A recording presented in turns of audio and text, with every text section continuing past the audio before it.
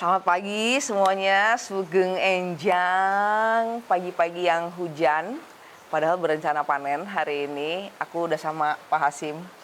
Pak, akhirnya kita ada di satu kamera lagi. Oke, Pak, aku langsung tanya-tanya aja ya. Oke, ya. Langsung tanya-tanya aja. Ngobrol pagi. Ngobrol pagi, jam 6 pagi hari ini di Desa Gentungan, Mojogedang, Karanganyar. Betul, Pak? Betul. Nah, Pak Hasim boleh kenalan dulu. Bapak namanya, aslinya asal mana, terus profesi. Oke. Ya, Assalamualaikum warahmatullahi wabarakatuh. Selamat pagi untuk semuanya. Salam sehat selalu. Kenalkan, nama saya Hasim Azhari. Kalau di kelompok Tani Mulyo 1 ini saya menjadi pembinanya. Tapi kalau di P4S itu Pusat Pelatihan Pertanian Pedesaan Swadaya, ini kami sebagai ketuanya. Kalau di Kabupaten Karanganyar ada APOKAT, Asosiasi Petani Organik Karanganyar Tentram. Kebetulan kami sendiri juga yang menjadi ketuanya. Mungkin itu perkenalan dari kami. Kalau umur tentunya ya fisik bisa tua, tapi semangat masih muda. 54 tahun. 54 tahun. Kelahiran 1 Juli 71. 1 Juli 71. Makasih Pak Hasim. Kalau di kelompok Tani 1 atau di desa sini, itu tuh petaninya, teman-teman Bapak tuh yang gotong royong, ada berapa sih Pak?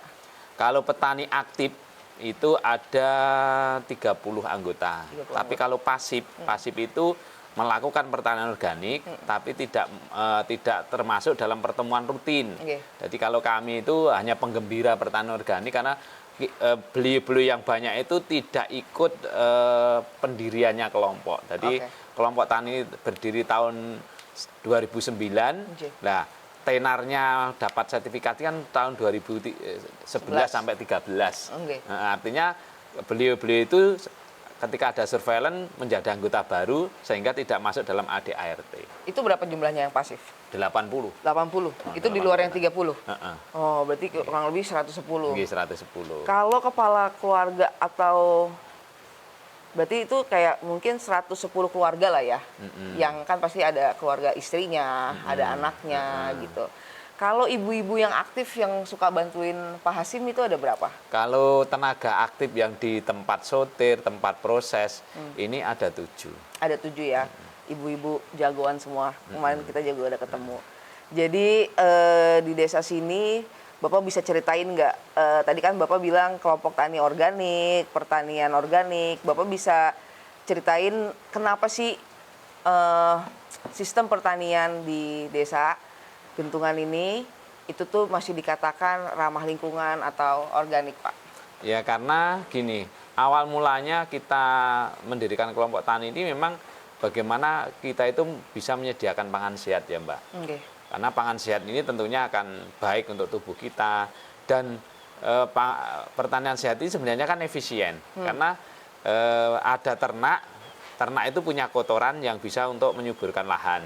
Sehingga ketika petani itu punya lahan, kemudian punya ternak, berarti ini terintegrasi. Okay. Karena limbahnya pertanian ini menjadi pakannya ternak. Ya, limbahnya ternak kembali ke lahan pertanian. Muter ya, Pak? Ketika ini dilakukan, tentunya akan efisien. Karena banyak sekali di pematang-pematang, karena areanya adalah teras iring, banyak sekali rumput-rumput yang ditanam petani. Nah, untuk lebih efisiennya kan bertani itu kurang lebih kan 3 bulan. Okay. Kalau 3 bulan tuh mungkin alasannya membawa pupuk kandang itu berat, kan bisa setiap hari ke sawah kan? Iya. Sawah berangkatnya bawa pupuk, pulangnya bawa rumput. Buat pakan. Artinya ketika petani itu menjadi aktivitas yang seperti itu, berarti nggak ada yang berat. Jadi petani itu bukan sekedar profesi, tapi itu udah kayak pilihan jalan hidup ya, karena setiap hari itu harus dilakukan secara konsisten juga, sama kayak apapun yang kita pilih gitu. Pak, ngomong-ngomongin sehat, berarti Bapak bisa cerita nggak treatment tanahnya seperti apa? Air, biasanya kan kalau makanan itu tumbuh faktornya ada tanah, ada air, dan juga ekosistemnya kan Pak, termasuk hama misalnya. Nah itu Bapak bisa cerita nggak ekosistem yang sehat itu yang dipraktekkan di sini tempat Bapak itu seperti apa? Ya kami tidak melebihkan ya. Kalau pertanian di Tani Mulyo 1 ini kan di teras iring yang notabene sumber matahari dari gunung. Jadi belum ada kontaminasi ya, Iya. belum ada kontaminasi dari yang lain karena di sana tidak ada perusahaan, tidak ada, semuanya itu dari pegunungan. Dan untuk sehatnya pertanian karena ada hama, ada penyakit, petani organik ini harus bersahabat dengan lingkungan, bersahabat dengan alam. Ketika terjadi serangan hama dan serangan hama itu tidak merusak pertaniannya, ya ada ekosistem ya seimbang. Ada hama pasti ada musuh hama. Dan rumah inilah edukasinya. Oke. Jadi rumah inilah menjadi edukasi agar anak-anak petani yang datang ke sini harus tahu tentang itu. Jadi jangan sekali-sekali mengobati hama penyakit dan ketika itu tidak mengganggu aktivitasnya. Iya. Itu. Makanya harapan kami, ayo bertani sehat karena untuk menjaga alam. Jadi kalau aku ringkas, karena aku bukan petani ya, benar nggak nih pemahamanku? Airnya dari mata air Gunung Lau. Terus tanahnya pun kalau misalnya butuh unsur-unsur yang baik itu dari kotoran hewan, dari sisa-sisa limbah organik juga, sehingga tidak ada kontaminasi kimia. Pun ada hama, ada keyakinan bahwa hama itu juga diciptakan sama Tuhan beserta dengan pembasmi hamanya yang juga alami. Dulu nggak ada. Nenek moyang kita itu bertani nggak ada obat, nggak ada pupuk juga. Bisa. Oke, Pak Hasyim, boleh nggak tolong diceritain kepada kami semua di sini definisi pertanian organik atau pertanian yang sehat menurut Pak Hasyim? Ya, pertanian yang sehat ini tentunya dari mindset dulu ya. Karena bertani itu kan punya gagasan dulu, punya angan-angan dulu. Oh, saya itu mau bertani apa atau konvensional, yang saya tanam apalah. Holti, kalau varietas padi apa, ini biasanya sudah menjadi agenda dalam pemikirannya. Iya. Konsep pertanian organik ini adalah pertama itu efisiensi dulu. Karena sekarang barang-barang atau produk-produk buatan pabrik itu semakin mahal. Dengan pertanian organik berarti efisiensinya. Nek kami menyebut itu petani mandiri. Petani yang tidak tergantung dengan siapapun. Dalam hal tertentu, bukan berarti kita tidak tergantung dengan semuanya, nggak mungkin. Karena manusia itu sosial, jadi saling membutuhkan. Tapi dalam hal pertanian organik ini ada kemandirian. Jadi ketika pupuk itu langka, ketika pupuk itu mahal, loh kenapa kita harus beli? Di sekitar kita ada.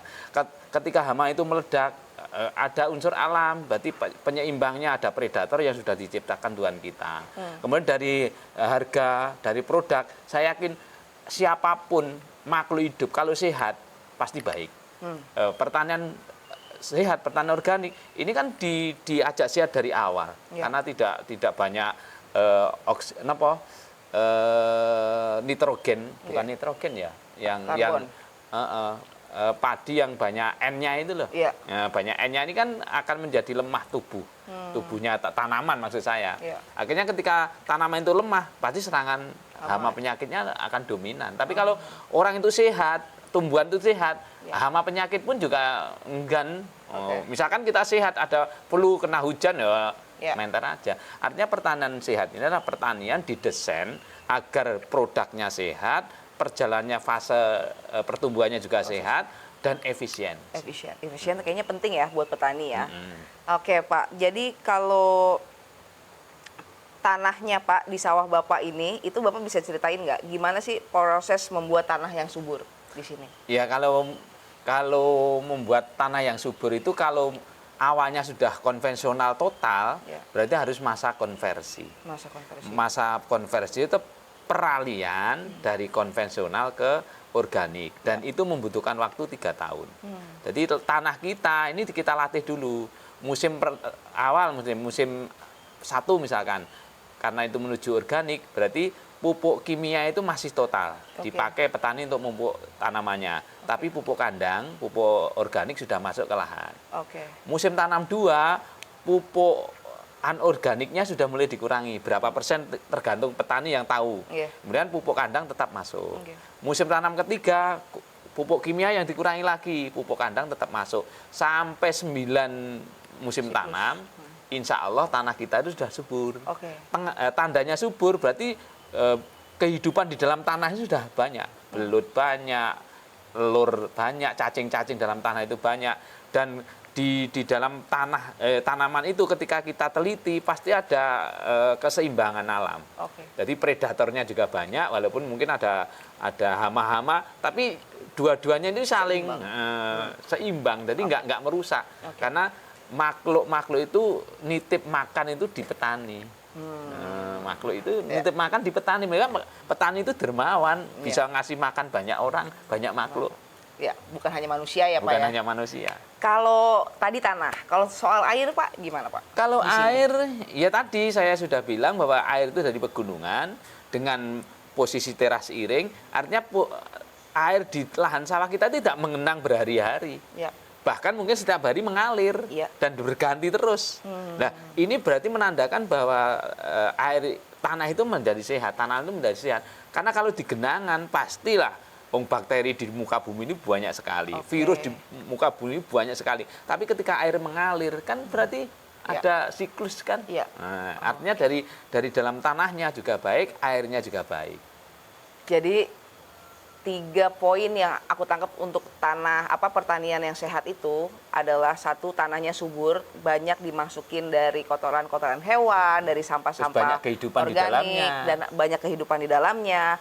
Airnya dari air pegunungan, Gunung Lawu kebetulan di sini yang mengalir terus dan saling memberi gitu ya airnya, jadi gantian sini berjalan terus, airnya juga murni.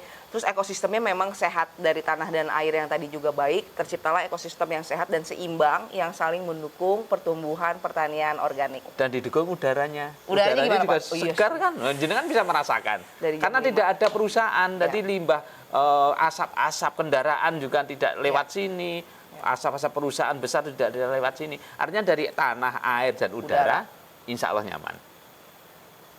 Beras sehat, beras baik.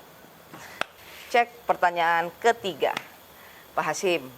Kan waktu jualan beras banyak yang nanya, kok ini beras ada kutunya, kok warnanya butek, nggak yang putih licin. Menurut Pak Hasim, bisa nggak sih memberikan kita penerangan terhadap ini, Pak? Ya, kami harus mengedukasi. Maaf jika nanti terlihat secara visual, secara kasat mata, beras-beras dari produk kami ini ada sesuatu yang ini, saya akan mengedukasi, akan menerangkan. Jika nanti jenengan menemukan beras di rumah Mbak Nadia kok ada tidak seputih bening, nah ini siklus pertanian di kami ada 3 musim. Kalau nanti musim Januari Februari dan matahari tidak nongol setelah panen, ini paling jemur, karena menjemurnya kami secara manual. Jemur kami itu tidak memakai dryer karena panenan petani itu tidak sampai 3 ton per petani. Nah, ketika matahari tidak nongol, berarti menjemurnya itu mungkin lebih dari 3 hari. Sehingga kadar air itu menyusutnya itu lama waktunya. Sehingga tidak akan bisa menghasilkan beras seputih itu, kecuali memang dikasih pewarna pemutih. Nah, berarti itu putih. Tapi itu berarti bahaya untuk kesehatan. Yang kedua, ketika ini ada kutu. Nah, kutu itu kalau mungkin dari panen, kemudian dijemur, kemudian kering, digiling, pasti tidak ada, Bu. Itu karena berasnya fresh. Tapi kalau siklus pertanian kan panennya 4 bulan sekali. Nah, berarti bulan pertama ketika panen langsung dijual, mungkin aromanya bagus, warnanya bagus. Bulan kedua karena sudah disimpan 2 bulan, mungkin warnanya masih agak bagus, aromanya juga masih agak bagus. Tapi ketika di bulan keempat yang sudah disimpan 4 bulan, nah pasti ada perubahan warna, perubahan rasa, perubahan aroma. Nah, kutu lah di sini akan muncul. Nah, kutu itu sinyal bahwa beras itu baik. Nah, saya melihat justru testimoninya, tandanya kalau beras itu masih layak dikonsumsi berarti ada kutu, berarti ada kehidupan. Jadi kalau ada kutu, ya jangan dikomplain besar, kecuali memang berasnya dan kutunya itu banyak kutunya. Lah berarti bahaya. Tapi kalau hanya 1, 2 dalam 1 karung, 1 bungkus hanya 1, berarti ini sinyal tanda beras itu masih layak dikonsumsi. Nah, untuk menghilangkan kutu sebenarnya ini dijemur, diterik matahari sudah. Dia itu kalau dengan matahari nggak mau, dia akan terbang kok. Nah, yang kedua dicuci, ya udah. Dan jangan marah-marah pada kutu, itu makhluk ingin makan masa kita nggak boleh. Iya. Berbagi dong. gitu. Berbagi. Jadi sebenarnya kutu adalah tanda bahwa beras itu sehat karena kutunya tuh nggak mati di situ. Dan mungkin tadi Pak Hasim sempat bilang kayak mungkin kutu memang diciptakan sama Allah untuk hinggap di beras kita supaya kita bisa bedain mana beras yang sehat dan mana beras yang kebanyakan kimianya. Kita saya tambah, kalau memang tidak boleh ada kutu, kita kasih bahan kimia. Kita semprot berasnya dan bahan kimia. Saya yakin hewan itu instingnya kuat sekali. Kalau ini beras ini nggak nyaman untuk kutu, dia nggak akan berada di dalam beras itu. Itu cara bodoh itu aja seperti itu aja. Ya, Tidak harus alat yang mahal-mahal. Ya. Beras ini ada kutunya berarti sehat. Asalkan kutunya tidak dominan. Nggih. Kalau dalam beras itu berasnya cuma sekian dirubung kutu, wah berarti ini Ya. sudah tidak layak konsumsi. Ya. Oke. Tentang kutu. Pak, next. Kalau misalnya kan banyak yang kita tahu ada pertanian konvensional, ada pertanian yang organik gitu kan. Kalau organik tadi kita udah tahu air, tanah dan udara serta ekosistemnya itu sudah sehat. Kalau yang kimia itu kan berarti ada intervensi di luar cara alam bekerja ya Pak ya. Mungkin obat-obatan dan segala macam. Nah, efek dari beras konvensional itu mungkin buat badan itu bisa jadi nggak sehat, itu korelasinya gimana Pak? Kan itu kan yang disemprot tanaman ya Pak? Ya karena kalau dikonsumsi secara terus-menerus, ini kan tetap ada efek residu yang tertinggal. Jadi endapan kecil kan lama-lama dan tidak ada pembersihan secara alami atau ada alat untuk membersihkan tubuh kita dari hal-hal yang sifatnya itu residu. Ya mungkin itu yang tahu mungkin dokter lah. Iya, iya. Kenapa ini kimia itu kalau dikonsumsi secara berjangka sekian ini membahayakan organ-organ tubuh. Saya yakin kalau ini diteliti pasti ada. Iya, iya. Berarti mungkin itu yang bikin, kan banyak orang yang bilang gua nggak mau makan nasi takut diabetes gitu, takut sakit. Kan itu kan kayak kok nasi emang iya bikin sakit gitu. Toh orang dari dulu kan kita nenek moyang kita juga udah makan nasi gitu kan Pak. Nah itu mungkinkah dari bagaimana cara nasi itu ditanam misalnya sehingga itu bisa bikin sakit. Terus kan ada juga yang bilang kalau beras yang dioplos terus itu dedeknya atau bekatulnya atau pecahan-pecahan kulitnya itu udah hilang, malah nutrisinya hilang, jadi tinggal karbo dan gula aja. Nah itu pasti bisa kasih pencerahan nggak kita di sini? Ya gini, jadi beras yang sehat sebenarnya itu tidak semuanya dilihat dari penampilan. Nah, beras itu ketika nanti di lab atau diuji ya, kalau masih ada bekatul yang nempel di situ, berarti vitamin B-nya masih ada. Ya. Yang paling bagus sebenarnya itu beras sosoh. Beras sosoh itu kadar untuk mengelupas kulit itu kecil, hanya berapa persen. Tapi kalau sudah poles yang katanya beras yang mengkilat itu berarti itu sudah dicuci. Jadi kalau ya beras sosoh itu ya kalau tampilan di pasar mungkin walaupun gak kusam-kusam, ya inilah terkadang kusam bukan berarti tersimpan lama. Iya. Kusam memang sari bekatul atau vitamin B-nya itu masih ada. Ini kalau orang awam tentu nggak tahu. Harus bahkan nutrisinya di situ ya Pak? Ya, betul. Jadi kalau sekarang malah justru beras PK, pecah kulit. Oke. Tapi rasanya kan nggak enak. Iya. Jadi kalau beras dari Mojogedang, Pak Hasim, aku udah bilang Pak, ya udahlah yang buat dikirim ke Jakarta nggak usah dipoles-poles segimana-gimana banget, sewajarnya aja supaya tetap masih ada kandungan B12-nya yang sehat buat kita sehingga makan nasi nggak bikin sakit. Tapi intinya gini Mbak Nadia, ketika jenengan pesan berat saya baru saya proses. Jadi saya tidak menimbun atau apa ya. Jadi jenengan pesan, kami giling, kita proses seperti ibu-ibu kemarin itu. Nah, jadi itu sebenarnya beras fresh yang membedakan disimpan lama atau setelah panen. Siap. Kalau setelah panen pasti bagus, tapi kalau sudah tersimpan 3 bulan, berarti kualitasnya akan menurun. Oke.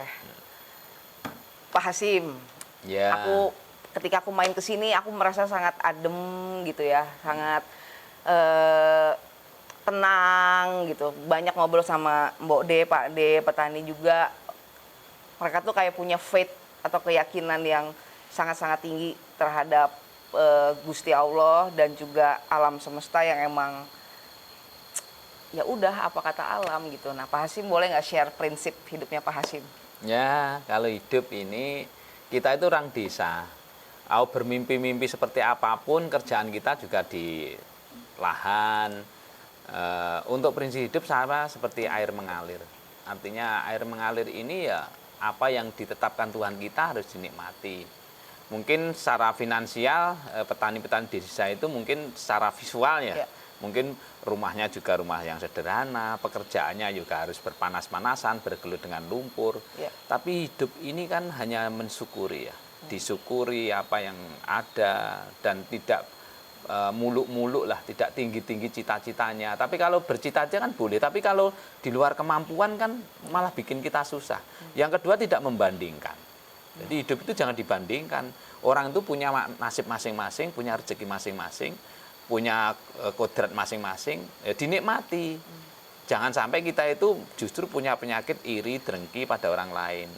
Justru perintah Tuhan kita itu ayo berbagi, khairun nasi anfa'ul linnas. Sebaik-baiknya manusia itu yang bisa memberi manfaat banyak pada orang lain. Kalau prinsip itu digunakan, air mengalir, kemudian rasa syukur ada, kemudian sering membantu orang. Nah ini hidup ini sudah dijamin oleh Tuhan kita. Seperti itu. Prinsip hidup orang desa itu kalau ya tinggi-tinggi ya malah susah. Pak Hasim, Pak, kata-kata pesan-pesan terakhir dong Pak, kan kita di sini sebagai konsumen lah ya, orang kota gitu yang setiap hari cuma makan nasi aja. Tapi jujur aku juga baru belajar nih akhirnya bagaimana sih nasi itu tuh akhirnya jadi sepiring nasi. Ternyata setelah aku lihat di sini kan prosesnya sangat panjang banget gitu kan, dan belum lagi hujan. Jadi Pak Hasim bisa kayak tadi ini kita sebenarnya pagi mau panen ya, tapi nggak jadi, tertunda karena hujan. Nah terus Pak Hasim juga bilang kalau dulu tuh hujannya tuh saklek, ya range-nya antara Oktober sampai April. Nah sedangkan belakangan ini Pak Hasim juga merasakan dan teman-teman di sini merasakan pergeseran. Bapak bisa ceritain nggak climate change atau krisis iklim yang mungkin Pak Hasim dan teman-teman di sini udah ngerasain gitu? Artinya gini, alam ini pasti akan menuju ke klimaksnya. Ya, karena kita yakin bahwa dunia itu juga akan berakhir. Sehingga proses alam, perubahan iklim dan sebagainya ini sebenarnya itu kalau digaris itu ya perilaku manusia. Tapi sebenarnya perilaku manusia itu cuma mempercepat aja bahwa siklus ini akan terjadi. Adapun perubahan musim ini ada yang mengganggu di usaha pertanian. Tapi mau apa lagi? Ya kita hadapi dengan baik dan lain sebagainya. Mungkin itu Mbak. Kalau hanya perubahan musim, kita adaptasi. Kita yang mengikuti aja lah. Jadi teman-teman kita yang di kota kayaknya mungkin belum berasa, karena kalau kita punya uang pasti kita bisa pergi ke supermarket dan kita bisa beli beras. Tapi kalau kita tinggal di desa, walaupun kita punya uang, tapi tetap aja kita nggak bisa jemur gabah. Karena teman-teman di desa semuanya terkoneksi langsung sama apa yang terjadi sama alam gitu. Sementara mungkin kerusuhan-kerusuhan polusi, kerusuhan-kerusuhan sampah yang terjadi itu banyak dihasilkan sama orang kota. Pak Hasim, terakhir harapannya Pak Hasim supaya kita orang kota dan orang desa lebih punya perasaan yang sama, boleh nggak? Ya, saya gini, sederhana. Semua harus mencintai pertanian walaupun bukan petani. Artinya, ayo orang-orang yang di kota bisa menghargai jerih payah petani. Karena selama ini kalau sudah jadi nasi seakan-akan ini sudah bin salah bin ya. Padahal ketika jenengan bisa melihat prosesnya begitu lama, mulai penyemaian, mulai pengolahan lahan, pemupukan, perawatan, pengendalian hama, dan cuaca yang terkadang tidak bersahabat dengan kita, ini dilalui oleh petani itu tidak ada berkeluh kesah. Kalau sudah jadi nasi loh, kenapa masih ribut? Gitu. Yang nanam saja loh, dirusui hama, diserang hama, cuaca yang tidak bersahabat, petani masih senyum-senyum loh. Sudah jadi nasi loh, masih repot, ada kutu repot, warnanya kusam repot. Dan maunya itu gimana? Makanya ketika nanti bapak-bapak ibu yang di kota, ayolah datang ke desa menyapa petani. Oh ternyata pabriknya beras sih seperti ini. Anak-anak kita harus kita edukasi. Oh ternyata pabriknya beras itu tidak bisa diciptakan. Karena apa? Selama batu dan pasir belum bisa menggantikan nasi, petani tetap menjadi pemroduksinya. Teman-teman, sekian dari aku dan Pak Hasim. Pesan moral, jangan lupa makan nasi yang sehat, dan kalau makan jangan lupa dihabisin. Terima kasih Pak Hasim. Sama-sama. Terima kasih.